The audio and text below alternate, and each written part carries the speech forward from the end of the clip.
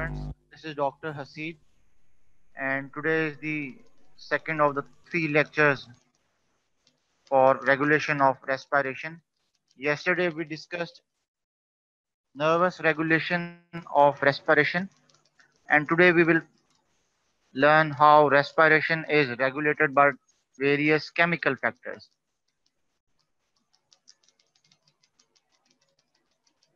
So, we will learn how respiration is regulated by different chemical factors. What are the chemical factors that control, that regulate respiration? And at the end, we will learn the Herring-Brewer inflation reflex. So these are the learning objectives for today's session. So before we jump to the chemical regulation, let's have a 5-minute recap of yesterday's discussion. So we have already discussed that our respiratory system is controlled by two types of mechanisms. One is the nervous mechanism and the other is the chemical control. As far as the nervous control is concerned, it is regulated by the medullary and pontine respiratory centers. And we have discussed that there are two medullary centers, the dorsal respiratory group of neurons and the ventral respiratory group of neurons. Both are located within the medulla oblongata. And then there are two pontine respiratory centers, one located in the upper pons, pneumotaxic, and inferior to it is the apneustic center.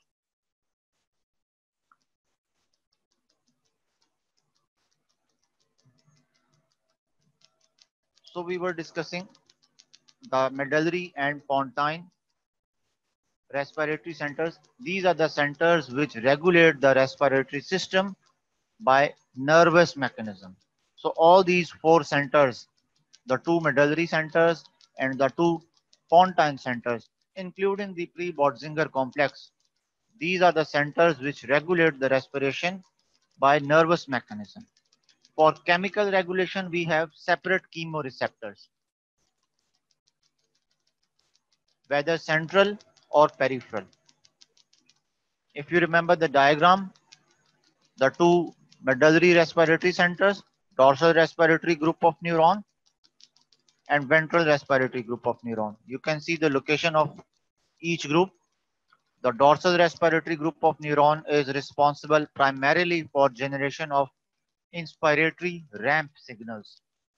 So primary role of this DRG is during inspiration.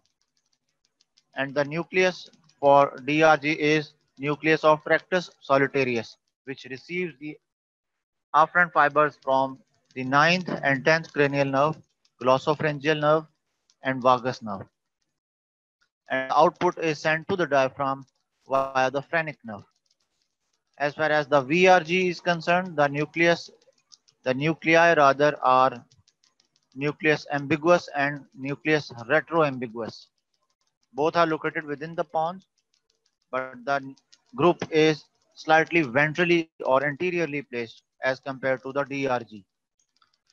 And this group of neuron, it remains almost inactive during normal quiet breathing. Only during heavy exercise, during strenuous work or physical exertion, some of the signals of DRG are spilled over to the ventral group and it becomes active. So dominant role of VRG is during the expiratory phase, especially during exercise.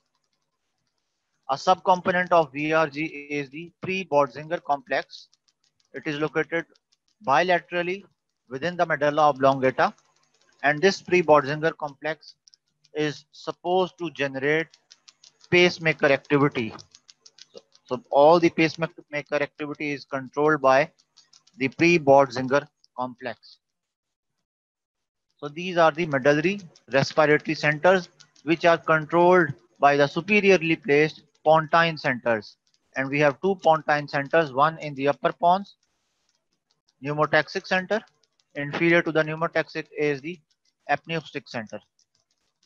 Apneustic center is supposed to stimulate the dorsal respiratory group of neurons. So this will send excitatory signals to the DRG. This plus sign indicates excitation. So apneustic center will activate the DRG. Hence, it will promote inspiration. Whereas the superiorly placed pneumotaxic center has an opposite effect on the dorsal respiratory group of neuron, and this will send an inhibitory signal, as you can see by the negative sign, minus sign. So this will inhibit the dorsal respiratory group of neurons. So as soon as the pneumotaxic center inhibits the DRG, it will not be able to generate inspiratory ramp signals. Hence, inspiratory volume will be compromised. As a compensatory effect, the respiratory rate or the breathing rate will be increased. So there are two effects of pneumotaxic center when it inhibits the DRG. Number one, the breathing volume is reduced or decreased. Number two, the breathing rate is increased. Why inspiratory volume is decreased? Because the DRG is suppressed, and the primary role of DRG is generation of inspiratory ramp signals. So when the DRG is not able to generate inspiratory ramp signals, the volume, the depth of respiration will be compromised, and as a compensatory effect, the breathing rate is increased. So these are the two outcomes as far as the effects of pneumotaxic center on DRG is concerned. So we are done with the medullary and pontine centers. These are the centers located within the brainstem which regulate the respiratory centers by nervous mechanism. Today we will focus on the chemical control of respiration, and this chemical control is done by the chemoreceptors. As the name indicates, these are receptors which sense chemical stimuli, whether they are placed centrally within the brainstem or peripherally within the arteries. So central chemoreceptors, they are located within the medulla oblongata. Remember, these central chemoreceptors are, although they are placed within the same medulla, but they are different from the medullary DRG and VRG groups. So these are separate receptors. These are specific receptors which detect specific chemical stimuli.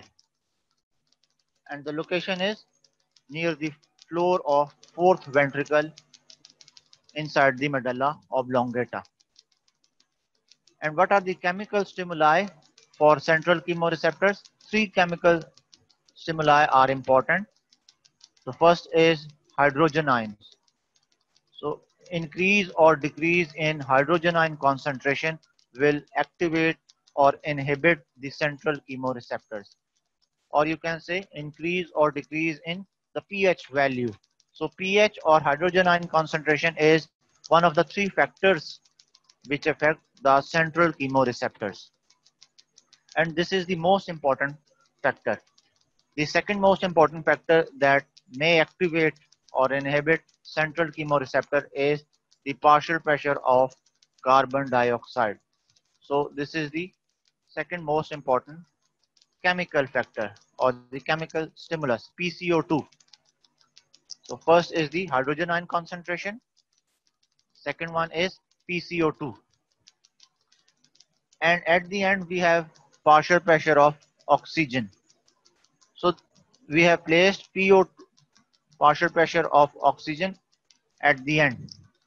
Why? Because oxygen partial pressure will not significantly affect centrally chemoreceptors. Why? We will discuss.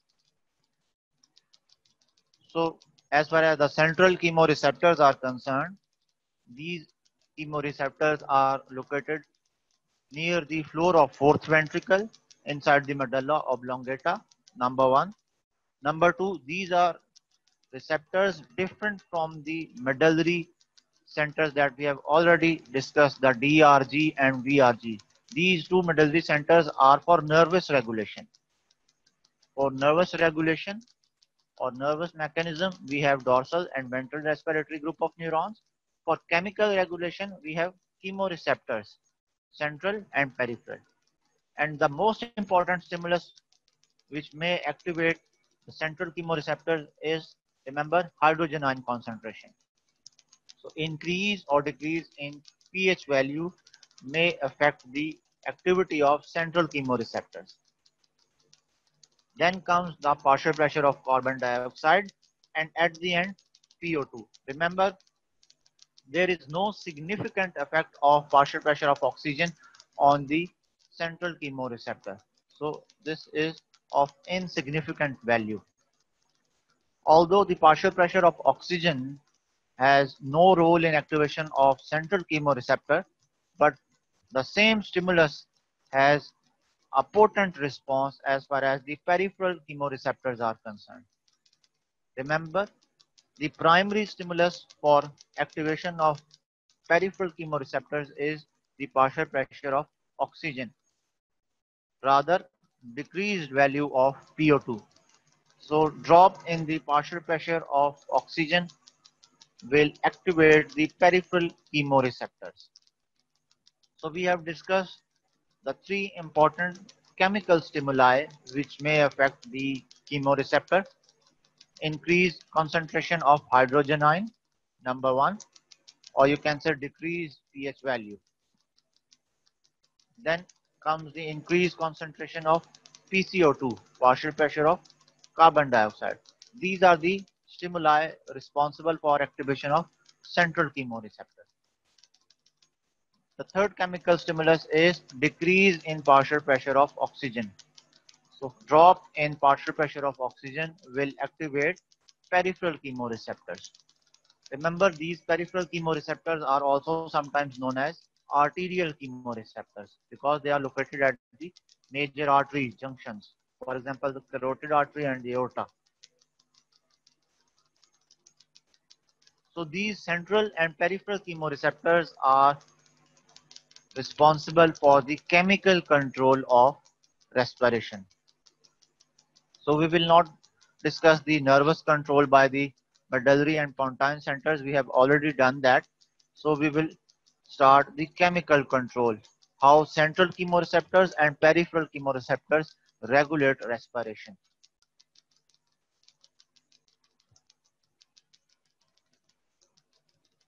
Again, you can see the same thing that we have discussed.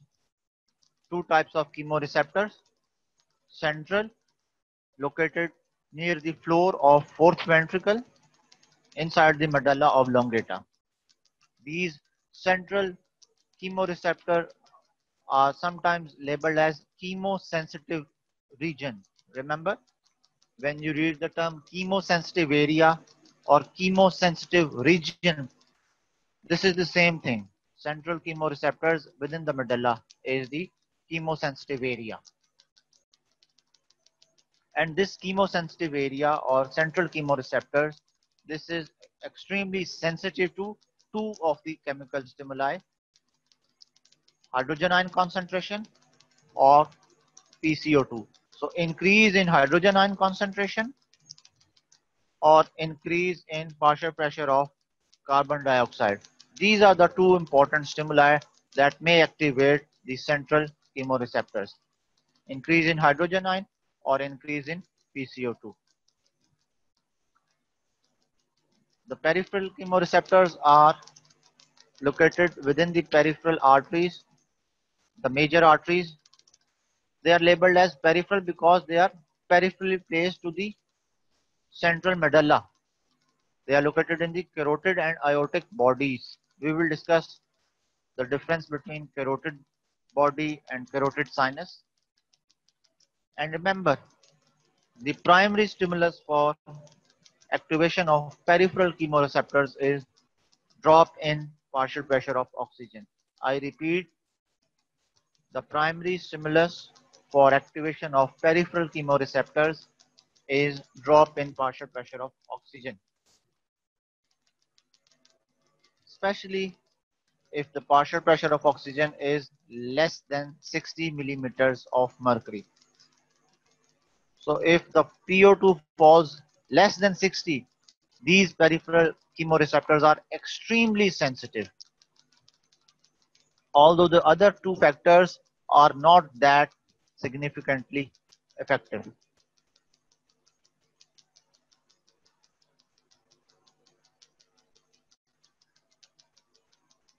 So this is how the peripheral and central chemoreceptors control the ventilation rate. For example, if the PCO2 is on the higher side, increase in PCO2 will activate the central chemoreceptor. Remember, this is one of the stimulatory factors for central chemoreceptors. Either increase in hydrogen ion concentration or increase in PCO2. So any of these two factors will activate the central chemoreceptors. Once these central chemoreceptors are activated, then this will increase the ventilation rate. As soon as the ventilation rate is increased, most of the carbon dioxide will be blown out of the body. You are blowing out excessive amount of carbon dioxide out of your body. And this hyperventilation will lead to the carbon dioxide levels back to the normal value. So this is a protective mechanism. Increase in PCO2 will activate the central chemoreceptors.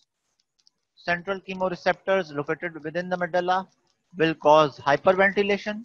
Hyperventilation will cause excessive blowing out of carbon dioxide out of the body, and the carbon dioxide PCO2 levels will return back to the normal levels. Then comes the role of peripheral chemoreceptors, and we have discussed it that the primary stimulus for the activation of peripheral chemoreceptors is drop in PO2.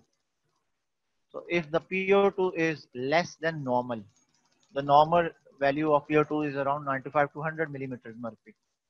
So if the PO2 is less than this normal range, this will activate the peripheral chemoreceptors, both the aortic bodies and the carotid bodies. Now the second step is it will judge whether there is increase or parallel increase in the PCO2 or not. If the PCO2 is also rising, this will cause hyperventilation and this will bring the PCO2 back to normal. And if there is fall in partial pressure of oxygen less than 60, remember the cutoff point, less than 60 PO2, this is the value where the peripheral chemoreceptors are extremely sensitive. So these are the two mechanisms which run in parallel to each other: central chemoreceptors and peripheral chemoreceptors. The stimuli for both types of receptors are different, although the stimuli are of chemical nature, but the primary stimulus for central chemoreceptors are excess in hydrogen ion concentration or increased PCO2, whereas the primary stimulus for peripheral chemoreceptors is drop in partial pressure of oxygen, especially less than 60 millimeters mercury. But the outcome is the same. Both are required for regulation of ventilation rate. So this is how respiration or ventilation rate is regulated by the central and peripheral chemoreceptors.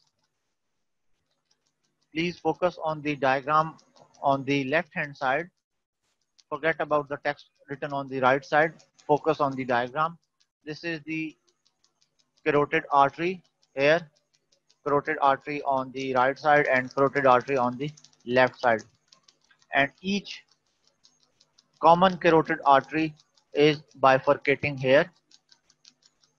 You can see this is the common carotid artery bifurcation. And at the bifurcation of common carotid artery, both right and left, we have specific receptors located at the junction. Can you spot the red dots? These are the carotid bodies. These are the carotid bodies. These carotid bodies are located at the bifurcation of the common carotid arteries. Both the common carotid arteries, when they bifurcate, at the junction of bifurcation, the carotid bodies are located. And these carotid bodies are the actual chemoreceptors. These are one of the peripheral chemoreceptors. The other chemoreceptors are located within the aorta. You can spot the aorta, and within the aorta there are similar type of receptors, chemoreceptors located inside the aorta, especially at the arch of aorta. And these are the aortic bodies. So both the carotid bodies as well as aortic bodies, these two are the peripheral chemoreceptors. And the primary stimulus for the peripheral chemoreceptor is drop in partial pressure of oxygen.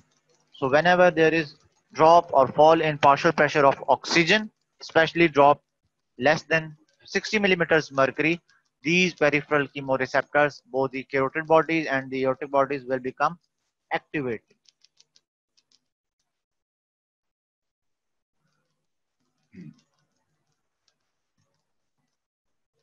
Remember, the carotid bodies receive the afferent from the glossopharyngeal nerve. So this is the afferent for the carotid body. The ninth cranial nerve, that is the glossopharyngeal nerve. This is the afferent fiber for the carotid bodies, whereas for the aortic bodies we have the 10th cranial nerve, vagus nerve. So for carotid body we have glossopharyngeal nerve, the afferent fiber, and for the aortic bodies the afferent nerve fiber is vagus nerve. Another thing to remember is to differentiate the carotid bodies from the carotid sinus.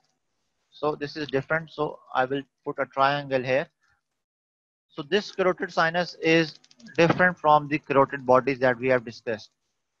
Carotid bodies are one of the peripheral chemoreceptors. Remember, these are chemoreceptors. They detect chemical stimuli, and the chemical stimulus for activation of carotid bodies is drop in partial pressure of oxygen, and they are located at the bifurcation of the common carotid artery on each side, right side and left side. Whereas carotid sinus is a swelling, a small dilatation. It is located at the internal carotid artery. So carotid sinus is a spindle-shaped dilatation within the internal carotid artery. And this is not a chemoreceptor. This is not a true chemoreceptor. Rather, it's a presoreceptor or a baroreceptor. Baroreceptors are type of mechanoreceptors. So carotid sinus will detect mechanical stimulus, rather pressure stimulus. For example, any pressure over the carotid sinus region will activate the carotid sinus. So remember, carotid bodies are chemoreceptors, peripheral chemoreceptors located at the bifurcation of common carotid arteries on each side. And these carotid bodies will detect chemical stimulus, that is drop in partial pressure of oxygen. The afferent fiber for carotid bodies is glossopharyngeal nerve. The carotid sinus is different from the carotid body. Carotid sinus is a presoreceptor or a baroreceptor, and this will detect mechanical stimulus of pressure or stretch. So any stretch near the carotid sinus region, which is located at the internal carotid artery. So this sinus is a spindle-shaped swelling located within the internal carotid artery. So this is the summary, the difference between the carotid body and carotid sinus. Please note down the important differences between the two. Carotid body is a chemoreceptor, number one, and the primary stimulus for activation of this type of chemoreceptor is drop in partial pressure of oxygen. This is the primary stimulus.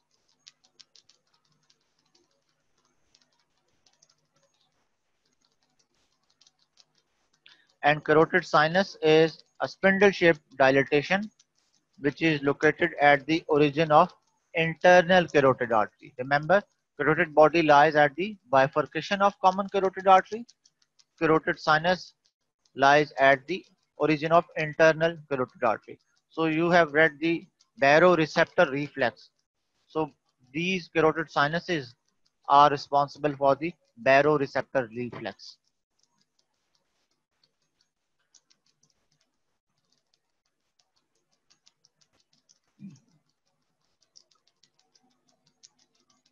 So we have discussed the two types of peripheral chemoreceptors, carotid bodies and aortic bodies. Carotid bodies are located at the bifurcation of common carotid artery, and the aortic bodies are located within the aorta, especially at the arch of aorta. And these are the peripheral chemoreceptors which detect chemical stimuli. And there are three important chemical stimuli. The primary chemical stimulus for activation of these peripheral chemoreceptor is decreased PO2. Remember, fall in arterial PO2 is the primary stimulus. So when the PO2 falls, especially less than 60 millimeter mercury, these peripheral chemoreceptors become hypersensitive, and this will cause hyperventilation. So this will cause hyperventilation. Sometimes increase in concentration of PCO2 or increase in concentration of hydrogen ion may activate the peripheral chemoreceptors and cause hyperventilation, but this effect is not as potent as caused by decrease in PO2. Remember the second and third chemical factor. These are the factors which are the factor responsible for activation of central chemoreceptors located inside the medulla oblongata.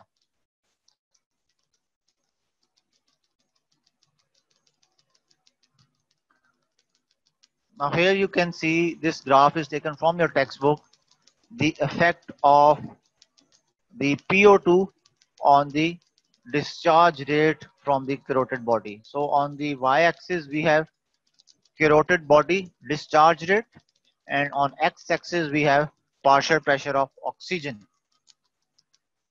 So as you can see, if you decrease the partial pressure of oxygen, can you see you are moving from right to left? So decrease in partial pressure of oxygen will progressively increase the discharge rate. So as you move from right to left side, fall in arterial PO2 will cause increase in discharge rate. So if the discharge rate is around 200 at arterial pressure of, let's say, 100 PO2, so now if we decrease the arterial PO2 to 50 or 60 millimeters mercury, so suppose this is 60 PO2, so significant increase in discharge rate. You can see the discharge rate from the carotid body is almost doubled. So as we decrease the partial pressure of oxygen, you progressively increase the carotid body discharge rate. So this demonstrates that the primary stimulus for the activation of carotid body is drop in the partial pressure of oxygen. This is the primary stimulus for the peripheral chemoreceptors.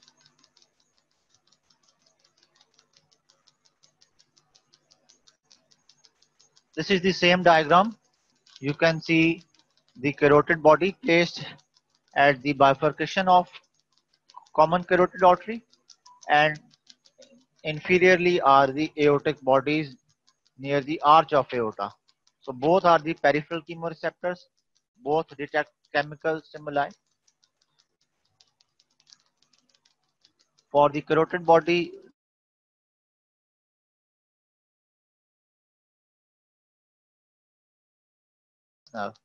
and the primary stimulus is, I repeat, the primary stimulus for activation of these peripheral chemoreceptors is drop in partial pressure of oxygen, especially less than 60 millimeters mercury. Now the question arises, why 60 millimeters mercury is the cutoff point? Now we will discuss the details when we discuss the oxyhemoglobin dissociation curve. if you remember the oxyhemoglobin dissociation curve, so there's a plateau phase between 60 millimeters mercury and 100 millimeters mercury. So during this plateau phase of oxyhemoglobin dissociation curve, most of the oxygen is transported to the tissues, but the normal partial pressure of oxygen value remains normal. Secondly, the peripheral chemoreceptors have rich blood supply. So unless the partial pressure of oxygen drops below 60 millimeters, these chemoreceptors do not exhibit a potent response. So within the plateau phase of 60 to 100 millimeters mercury, there is no significant response. But when the oxygen partial pressure falls below 60 millimeters mercury, there is a potent or exaggerated response.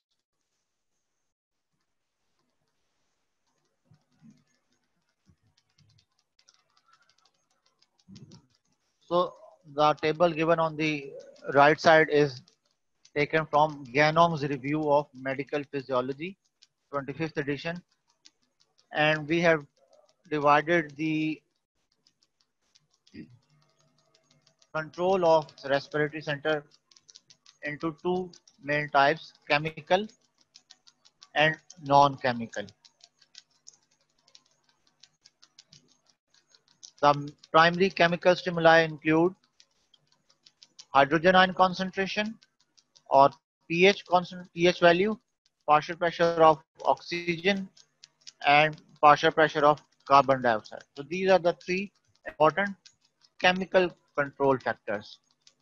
And for these chemical regulation, we have chemoreceptors, central chemoreceptors and peripheral chemoreceptors. Besides the chemical control, there are some non-chemical factors that may regulate respiration as well.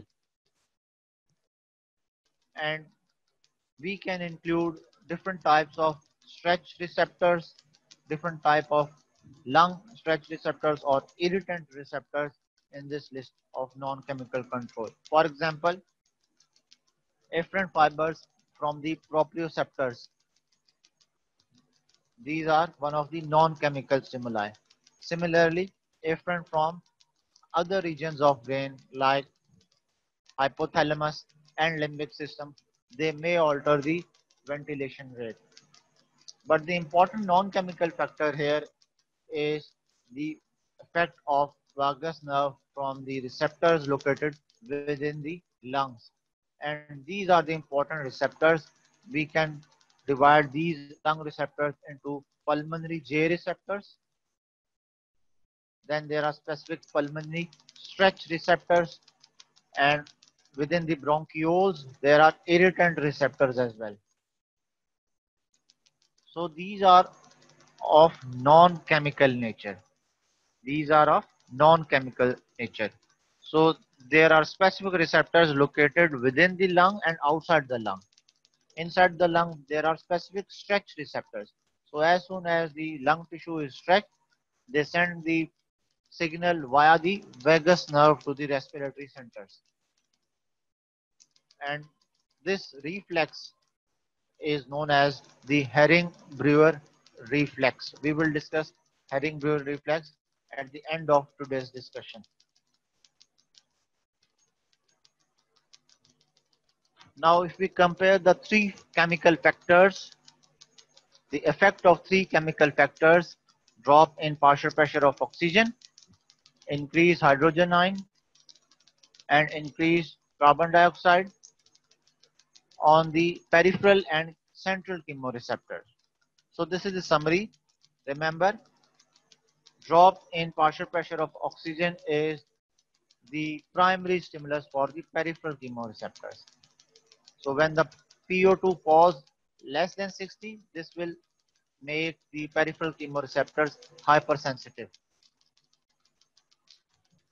Peripheral chemoreceptors, they do not exhibit a potent response to the other two chemical factors like increased PCO2 or increased hydrogen ion concentration. So weak or insignificant effect is there. But the same stimuli, increase in hydrogen ion concentration and increase in carbon dioxide. They have a potent response on the central chemoreceptors. Remember, the primary response for activation of central chemoreceptors is increase in PCO2 or increase in hydrogen ion concentration.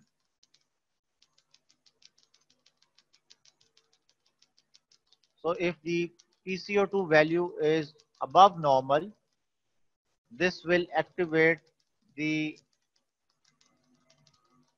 peripheral chemoreceptor weakly, and this will inhibit the medullary respiratory center. This minus sign indicates inhibition. But the central chemoreceptors are activated. Now, how these central chemoreceptors are activated? This is done via the cerebrospinal fluid.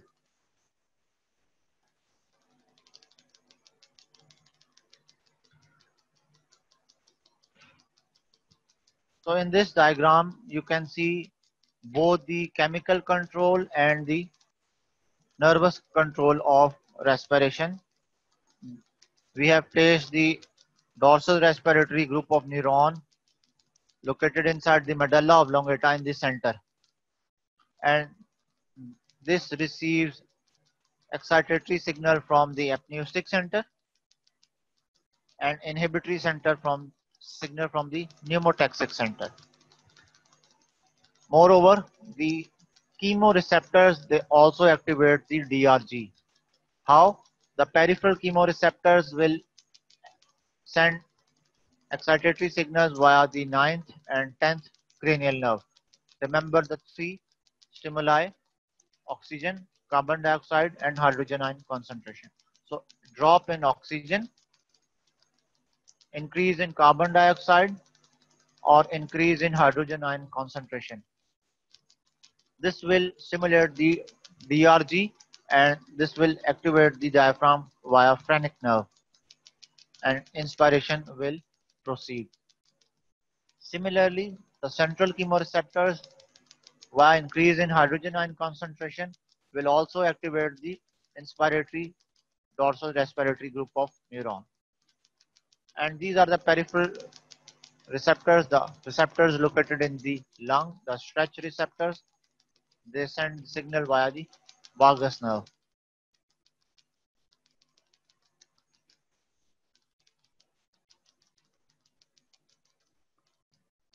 Here you can see the location of central chemosensitive area or the central chemoreceptors.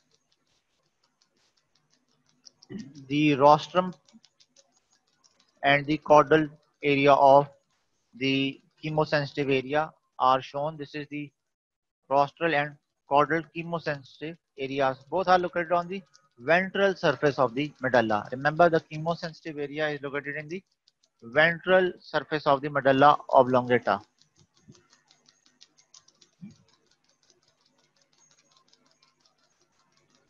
Now, how these central chemoreceptors stimulate the breathing rate or ventilation rate?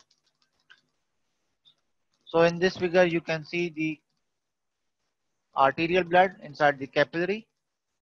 Then this is the medulla oblongata, and this is this cerebrospinal fluid. And this barrier is the blood-brain barrier, and this barrier is the brain CSF barrier.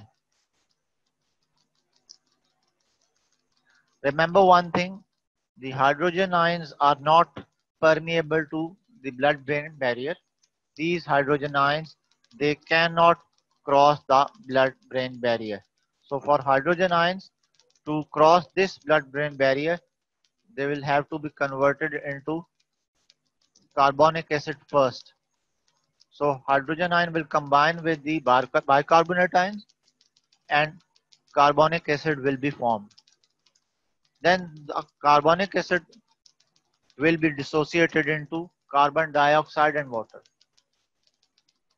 Now, although hydrogen ions are not permeable to the blood-brain barrier, but carbon dioxide can penetrate through this barrier. So these carbon dioxide molecules will cross this barrier and enter the CSF. Remember, it is very easy for carbon dioxide molecules to cross not only the blood-brain barrier but brain CSF barrier as well.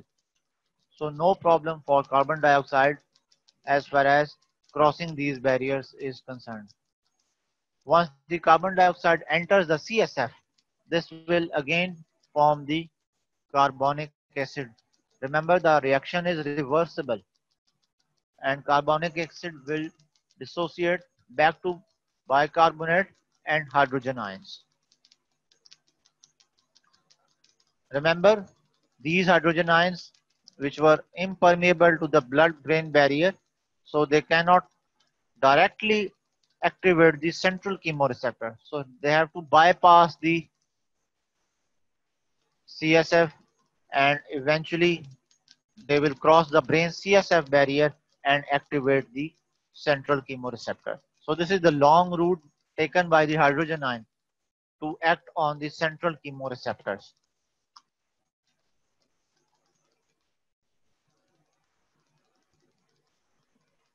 Once the central chemoreceptors are activated, this will stimulate the inspiratory center located in the dorsal respiratory group of neuron and inspiration will proceed. So this is how central chemoreceptors respond to hydrogen ions. Remember, hydrogen ions are impermeable to blood-brain barrier. That is why they have to take the longer route. They first combine with the bicarbonate to form carbonic acid, which dissociates into carbon dioxide. Once carbon dioxide is formed, it is much easier for these molecules to cross the blood-brain barrier as well as the brain CSF barrier. So the carbon dioxide molecules will enter the CSF then. And again, these carbon dioxide molecules by combining with water will form the same carbonic acid which is dissociated again into hydrogen ions and bicarbonate ions. Once the hydrogen ions they enter the CSF, now they can penetrate through this brain CSF barrier and finally they can act on the central chemoreceptors.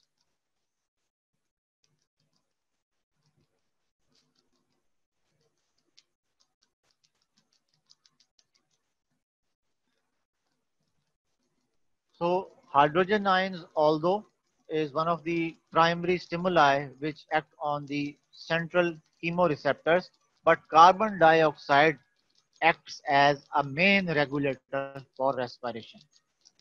And we have discussed why it is the main regulator of respiration because it has a direct effect on the central chemoreceptors.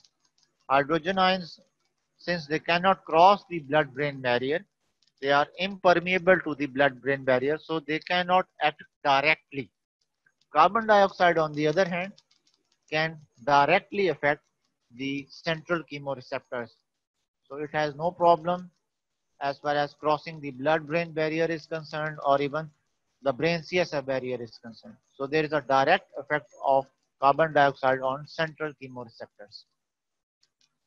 So in the graph, you can see the effect of increased PCO2. You are increasing the PCO2 from left to right. So as you increase the PCO2 value, you are observing increase in the ventilation rate.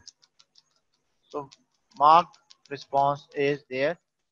If you increase the PCO2, obviously the central chemoreceptors will be activated and these central chemoreceptors located within the medulla will cause hyperventilation. And you can see the ventilation rate is progressively increases. The ventilation rate progressively increases as you increase the PCO2. The same response is exhibited if you increase the hydrogen ion concentration. So increase in hydrogen ion concentration or you can say decrease in the pH value.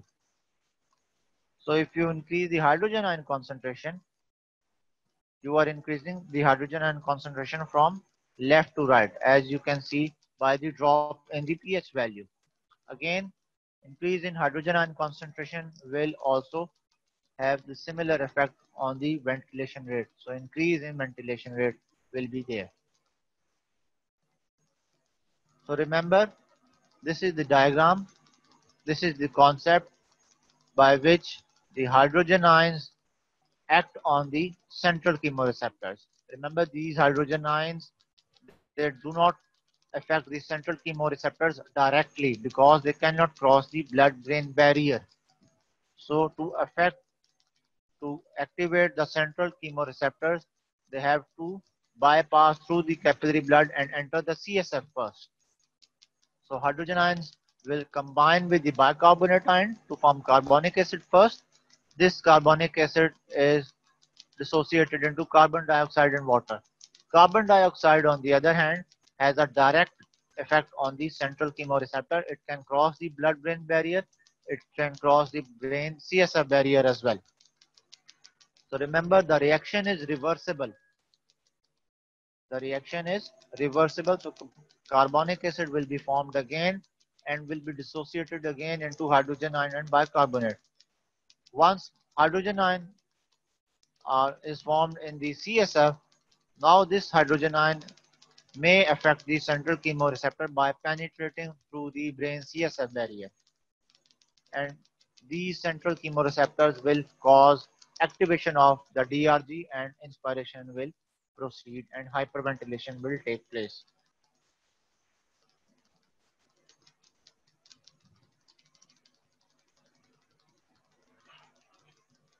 So we have discussed the peripheral chemoreceptors.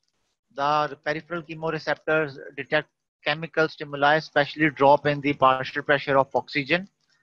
These peripheral chemoreceptors are located not only at the carotid bodies but also at the aortic bodies.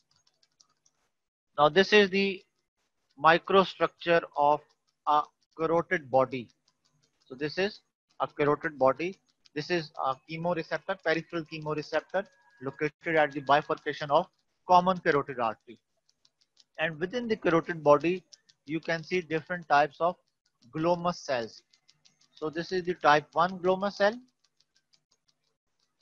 Again, this is another type 1 glomus cell.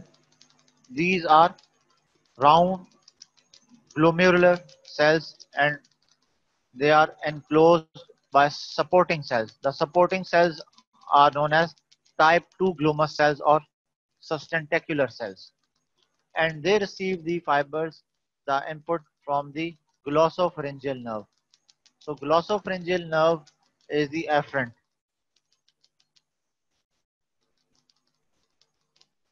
So within the carotid body, there are different types of glomus cells, and these glomus cells they respond to hypoxia. So whenever there is drop in the partial pressure of oxygen, decrease in the PO2 value, these glomus cells will become activated.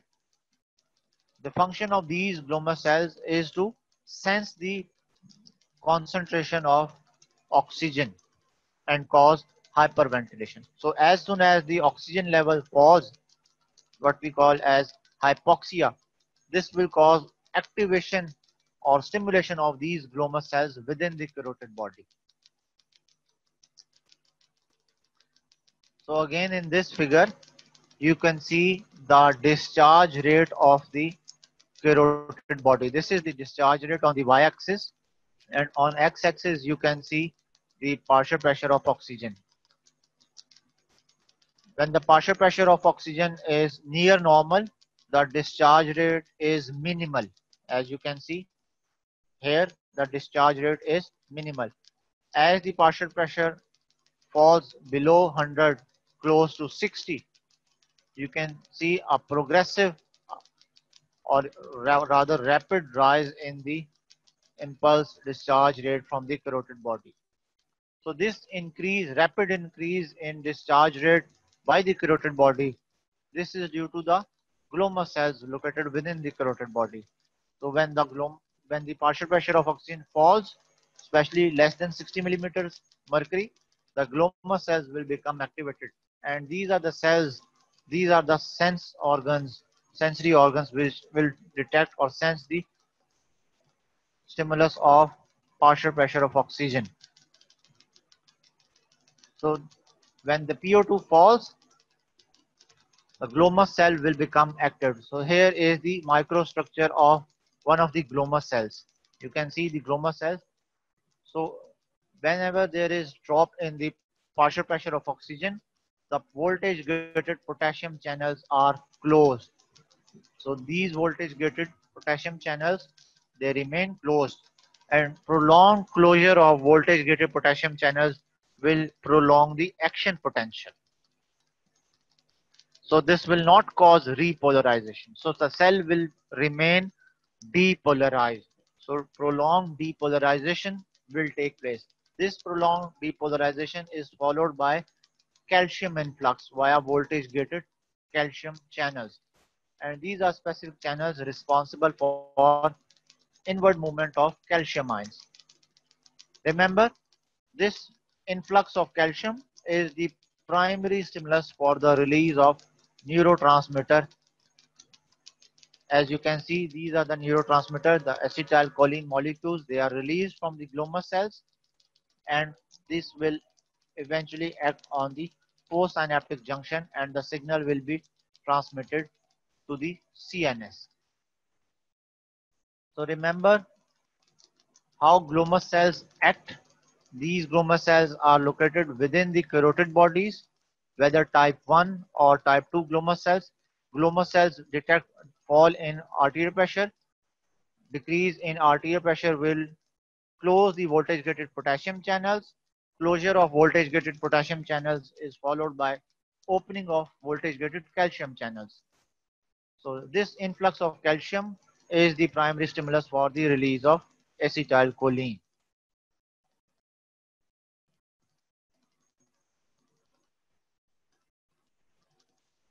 So this is all for today. We will continue our discussion inshallah tomorrow from here. Today we discussed the chemical control of respiration, especially the role of peripheral and central chemoreceptors.